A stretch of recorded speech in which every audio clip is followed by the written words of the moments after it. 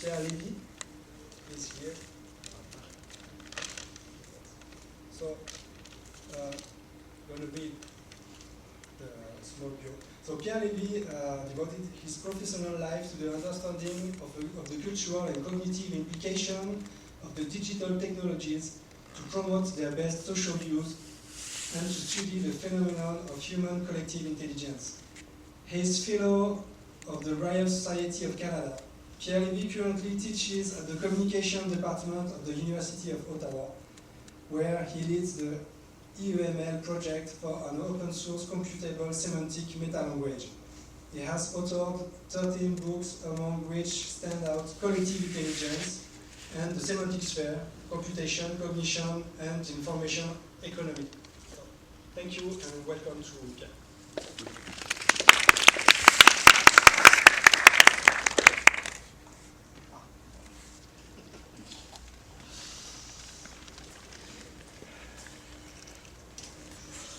Good afternoon.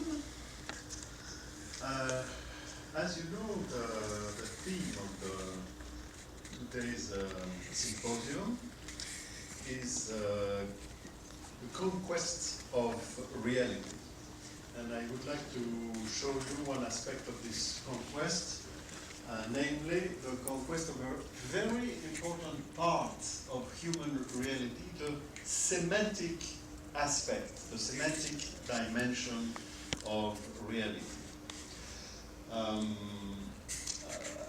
I have developed a meta-language called Information Economy Meta-Language, IEML, during the last 25 years, with the support of my beloved wife, Dacia Labros, and also with the support of a fantastic engineer, Louise Van Beurden, who helped me to program IEML during the last 3 years. So basically, the information economy meta-language wants to be a semantic coordinate system. A coordinate system of the semantic space, a way to locate data, people, and of course concepts in the semantic space. So please, the next slide.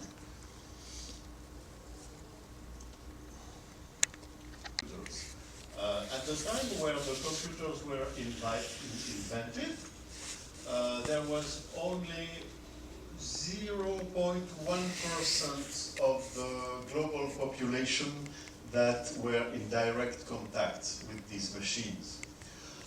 Then, during the 70s and the 80s, the internet was invented, and basically the internet is a universal addressing system for computers. So computers have an address, and thanks to this address, they can send messages, they can coordinate themselves, and they can create a coherent network.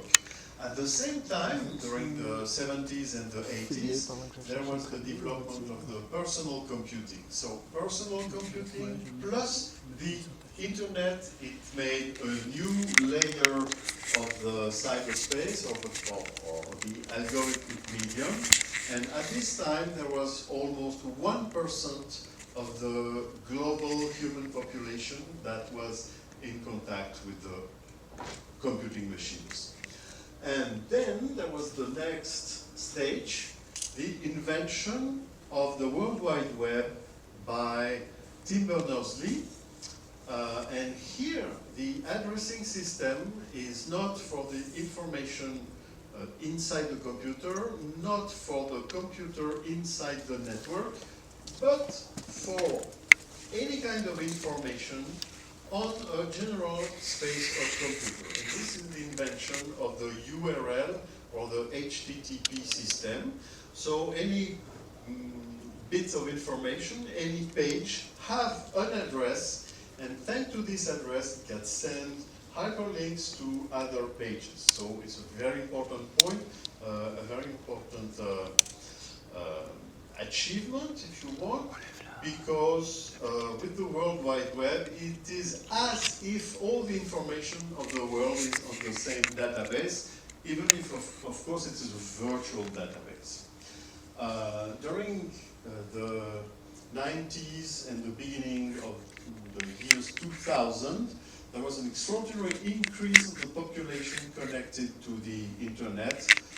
More or less, we passed from 1% to 50% of the global population connected to the internet, and there was this global multimedia public sphere that popped up into our civilization. And currently we are at a new stage. All the data and all the application, or almost all the data and the application are in the cloud. There is an extraordinary development of artificial intelligence, especially machine learning, and it is as if our behavior and the flow of data that we produce are training a kind of artificial brains that are learning from these data and these our behaviors. And also a very important innovation that is currently happening is the revolution of the blockchain. I'm not going into the technical details, but basically the blockchain is a technology of trust. We can create contracts or all kind of relationship without the need of external institution or between ourselves. And now we are going through a new growth of the population connected to the internet. Currently we are at 60%, but the rate of connection is still augmenting, and we are heading toward, I don't know, 80%, maybe 90% of the population connected to the internet.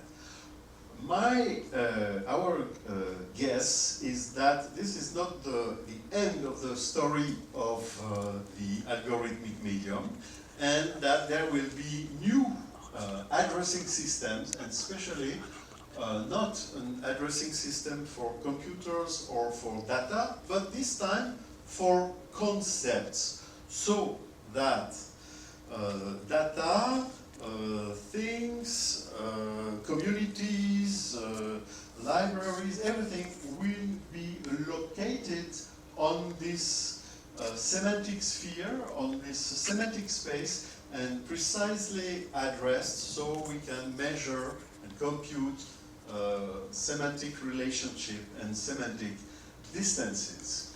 Ultimately, the goal of the semantic sphere is to help human collective intelligence to reflect itself, because there are currently a lot of processes of collective intelligence at different scales, teams, companies, cities, countries, and so on, and even at the global scale of the whole humanity.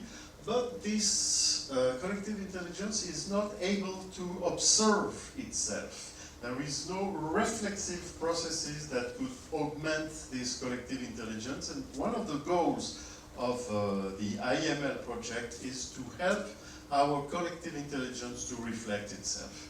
Next slide. So, why IML is a good candidate to be a semantic coordinate system? Because it has two main properties. First, it is like natural language. You can express anything you want with it. You can translate any other natural language. It is completely free. It is open. And at the same time, it is also a formal language. This means that it is computable. And in this case, it's not only computable from the semantic, from the syntactic point of view, but also from a semantic point of view. This means that when you have a sentence in AML, which is a language, there is an automatic computation of the relationship, the grammatical relationship between the words inside the sentence. When you have a text, you have computing of the semantic relationship between the sentences in the text, and between the text you can compute automatically the semantic relationship. So you can imagine that a library in AML would be self-computing its internal relationships. This is achieved through a kind of university of the language. One word has only one signification, and one signification is only represented by one word. Same thing for the sentences, same thing for the text. So every expression is a kind of particular point in the semantic space. So this is completely determined. But on the other hand, you can use this semantic coordinate system, this language, to describe exactly what you want.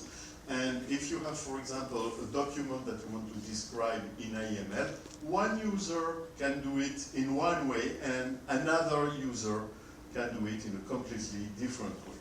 Okay? So everybody can disagree, but at least we can agree about what we disagree about.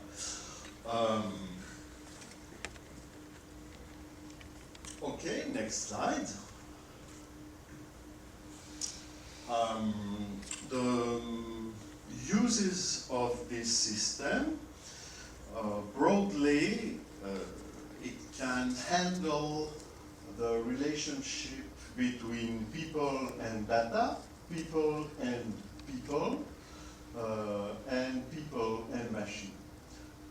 First, we can use IML for semantic indexation, search, data analysis, and knowledge management, but not only with logical and statistical techniques, but also with the use of the semantic properties of IML. So there is also a semantic analysis and not only a statistic analysis. IML can also be used as a pivot language between natural languages in order to help automatic translation.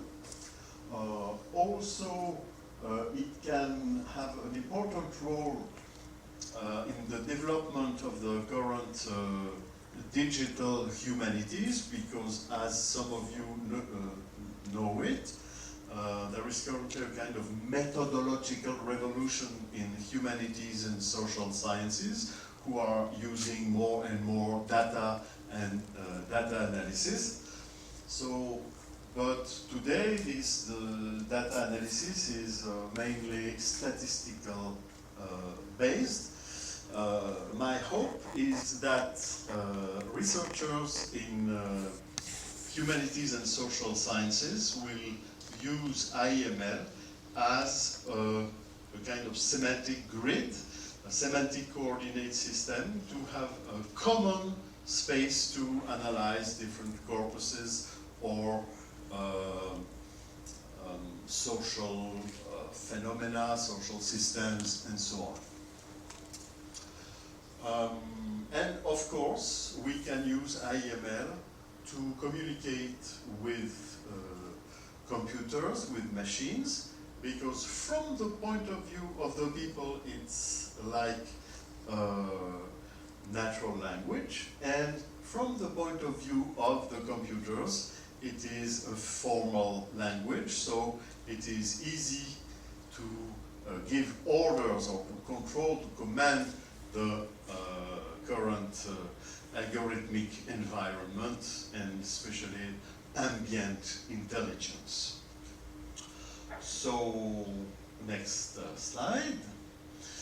how is this language constructed?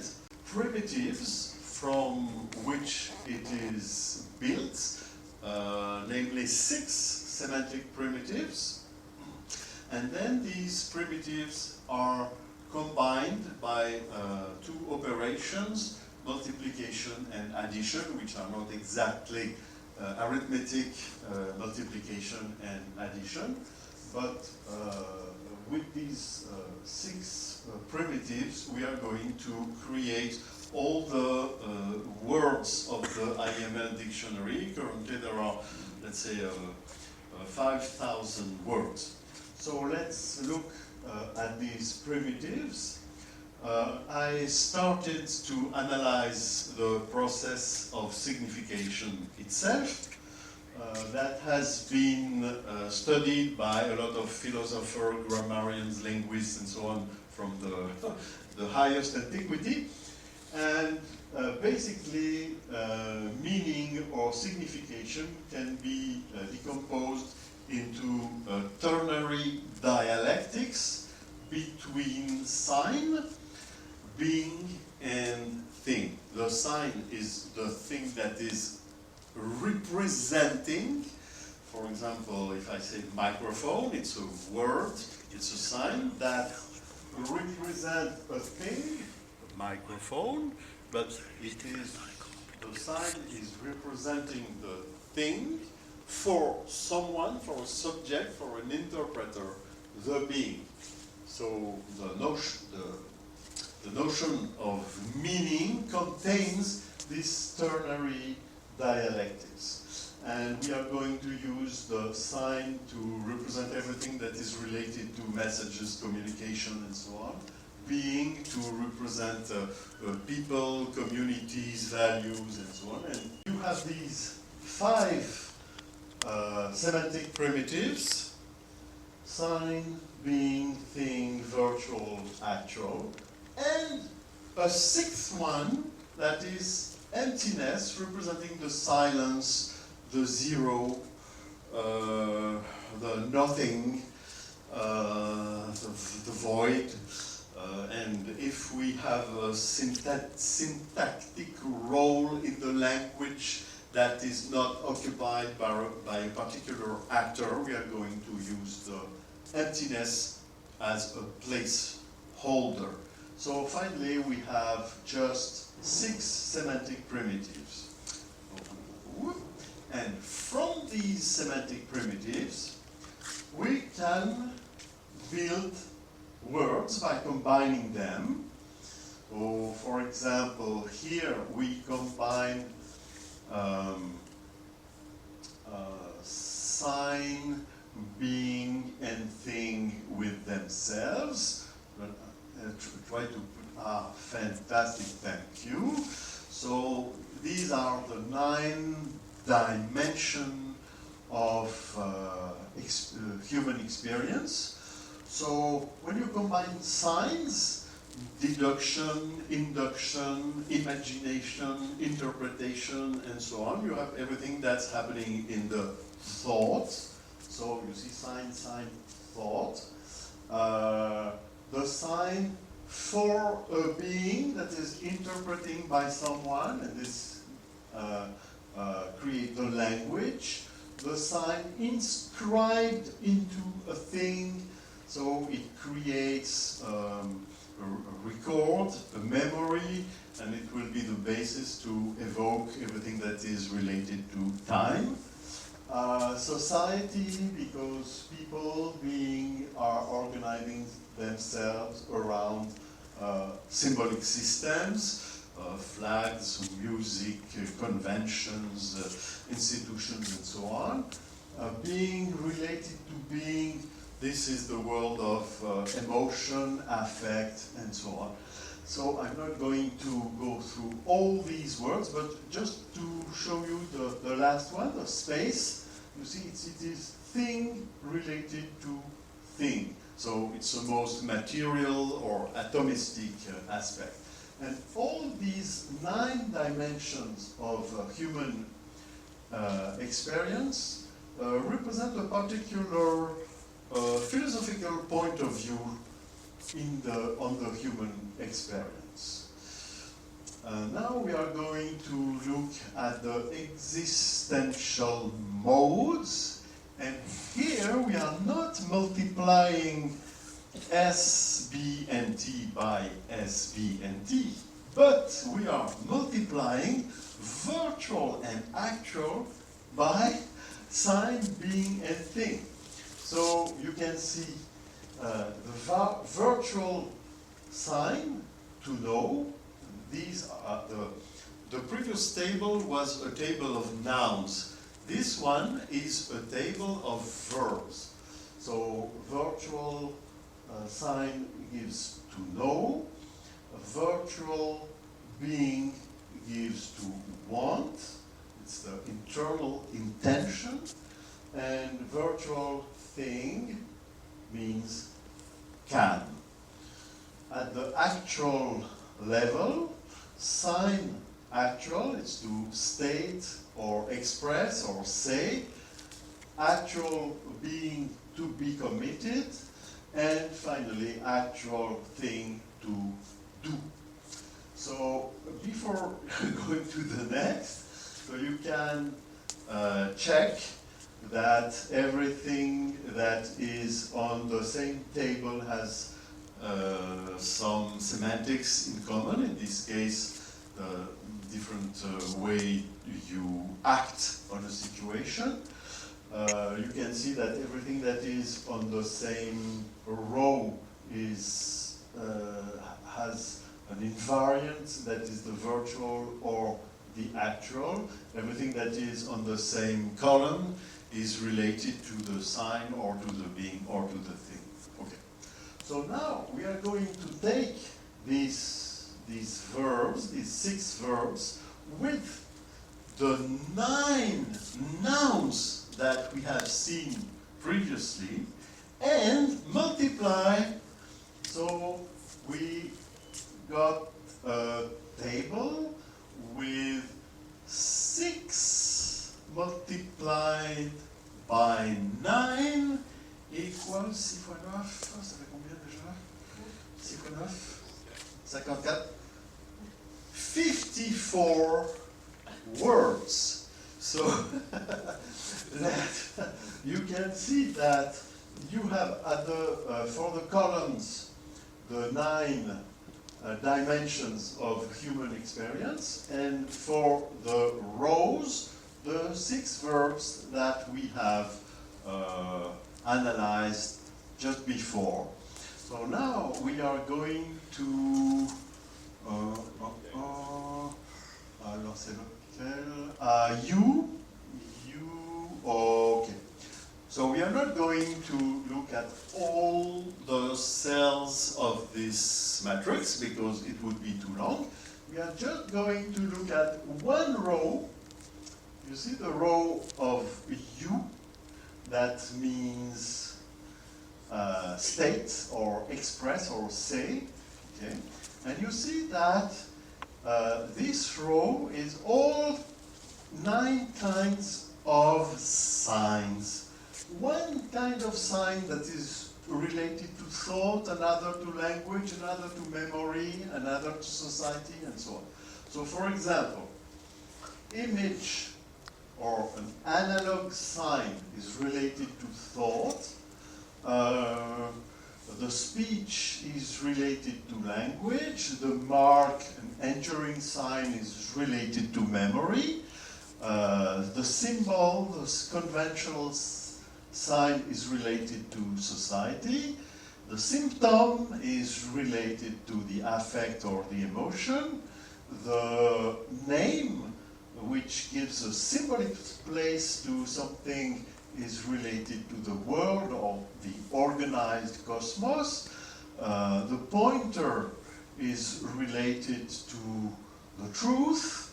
The sensation or the phenomenal sign is related to the life. And finally, the trace or the material sign is related to the space. So here you have the 6 kind of signs, but just On top of this, you have 9 kind of skills. Just behind, you have, si tu peux le remonter, voilà, perfect. You have a different kind of social function and so on. So now we are going to take one of these rows, the rows of signs, and multiply it by itself. So we get 81 kind, detailed kind of signs. Okay? So we go even more into detail. And we could have looked at the table of social functions, and we would have obtained, we would have get 81 social functions, and there is even a parallel table with the institutions that are related to these social functions and so on. So the idea here is that it is a generative system that from a small number of primitives you can generate by multiplication and addition. In fact, you can map the whole semantic space, the different kind of meaning, the different kind of concepts, even the concepts related to time, conjugations, verbal modes, the concepts of gender, singular, plural, all the space relationship, left, right, and so on. So currently, as I said, we have 5,000 words, and from these words, they are called words, but in fact they are themes, meaning units. From these meaning units, by combination at a higher syntactic level, we can describe any kind of meaning. Just to precise, not proper names, but just concepts or general categories, of course. So, with this mapping system, we hope that we can offer to the researchers first, and then to all the users of the internet, meaning the whole humanity, a way to coordinate in the most essential space after the physical space, that is the semantic space. And this semantic space, we will be able to use it to categorize all the data, all the relationships, and so on. And it is not closed, it is infinite, and it is open to our exploration. Thank you.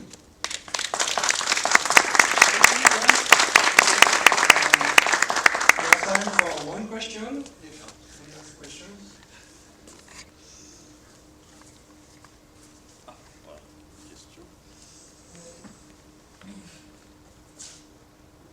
Ce sera surtout un compliment, Pierre, et je ne suis pas le genre à faire ça de façon trop inutile. Donc, on peut penser à Spinoza quand on t'écoute parce que pour l'éthique, il avait voulu faire ce qu'on appelle un mode mort géométrico. Alors, je trouve que tu crées un modèle comme ça, et ensuite j'ai pensé à Chomsky, comme d'autres sans doute, la grammaire générative, et tu as dit generative system. Alors, merci beaucoup, c'est grâce à toi et Rémi Quirion que j'ai découvert le symposium il y a 4 ans. C'est formidable.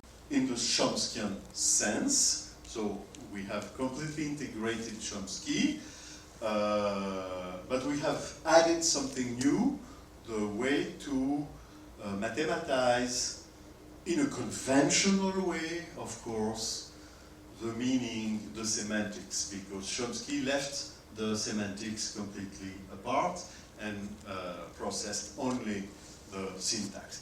And I should add, for those who are very, very smart, that what we have mathematized with IML is the semantic part of the meaning and not the referential part of the meaning, because this is left out of the formalization, because it should be completely in the hands of the user of the language. Thank you.